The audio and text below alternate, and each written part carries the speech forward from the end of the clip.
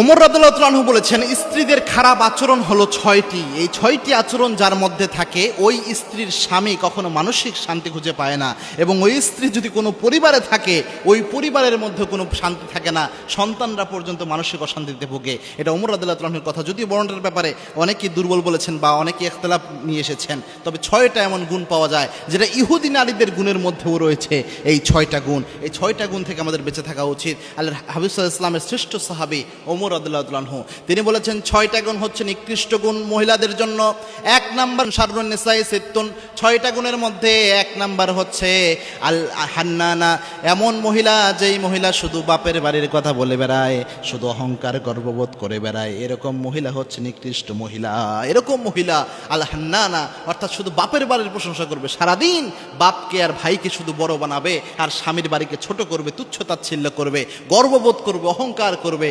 এরকম যে মহিলারা রয়েছে, এদের ব্যাপারে আল্লাহর হাবিব সাল্লাল্লাহু আলাইহি ওয়াসাল্লামের সাহাবী ওমর রাদিয়াল্লাহু আনহু সতর্ক করেছেন। তার মধ্যে হচ্ছে ১ নম্বর আল হান্নানা, ২ নম্বর হচ্ছে আন্নানা, অর্থাৎ এমন নারী, আনিন মানে হচ্ছে কান্না করে দেয়, অর্থাৎ কথায় কথায় কান্না করে দেয়, এরকম নারী।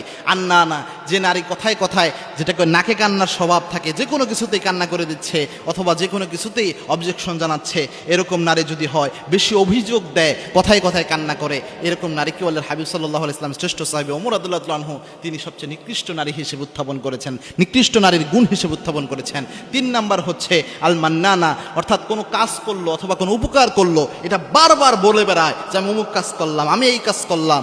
কেউ এই কাজ করে না, নিজের কাজকে অনেক বেশি শো অফ করে, নিজের উপকারকে শো অফ করে, উপকার করে এটা বারবার বলে বেড়ায়। এরকম গুণ যে নারীর মধ্যে থাকে, তাকে তাদের ব্যাপারে ওমর রাদিয়াল্লাহু আনহু সতর্ক করেছেন। ৪ নাম্বার হচ্ছে আল হাদ্দাকা, অর্থাৎ এমন নারী যে নারী অনেক লোভী, অনেক উচ্চাবিলাসী, অর্থাৎ আপনার সামনে এসে বলতেছে যে অমুককে অমুক জিনিসটা কিনে দেওয়া হয়েছে, মার্কেটে অমুক জিনিসটা এসেছে, অনেক উচ্চ জিনিসের লোভ তার মধ্যে বাসা বাঁধে, উচ্চ জিনিসের জন্য হাই হতাশ করতে থাকে। এরকম লোভী আচরণ যাদের মধ্যে রয়েছে, উচ্চাবিলাসী যে নারীরা রয়েছে, এদের ব্যাপারে ওমর রাদিয়াল্লাহু আনহু সতর্ক করেছেন। ৫ নাম্বার আল বাররাকা, অর্থাৎ অতিরিক্ত সাজগোজ প্রিয় যে নারীরা, অর্থাৎ দেখবেন স্বাভাবিক মেয়ে মানুষ তো সেজে গুজে থাকবে, এটা একটা মেয়ে মানুষের ন্যাচারাল বৈশিষ্ট্য। এবং আল্লাহর হাবিব সাল্লাল্লাহু আলাইহি ওয়াসাল্লামের সামনে একবার এক মহিলা একটা চিঠি দিলেন না পত্র দিলেন, এরকম বর্ণনা এসেছে। আল্লাহর হাবিব সাল্লাল্লাহু আলাইহি ওয়াসাল্লাম দেখলেন তার হাতে কোনো মেহেদি নাই। আল্লাহর হাবিব সাল্লাল্লাহু আলাইহি ওয়াসাল্লাম রাগ করলেন যে কেন তুমি মেহেদি দিলে না। সুতরাং মেয়েরা ন্যাচারালি যে সাজটা সাজে এটা স্বাভাবিক ব্যাপার, কিন্তু কিছু মেয়ে আছে সারা দিনটা শুধু তার মাথায়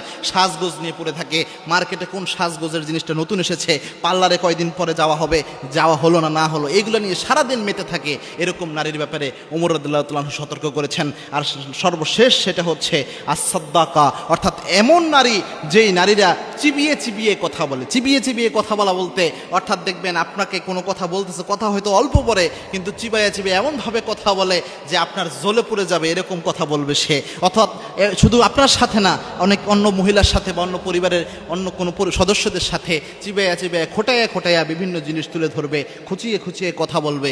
এরকম নারীর যদি কোনো বৈশিষ্ট্য থাকে, এই বৈশিষ্ট্যটা হচ্ছে সবচেয়ে খারাপ বৈশিষ্ট্য। এই ৬টা বৈশিষ্ট্য থেকে আল্লাহ আমার মা বোনদেরকে হেফাজত করুন, আল্লাহুম্মা আমিন।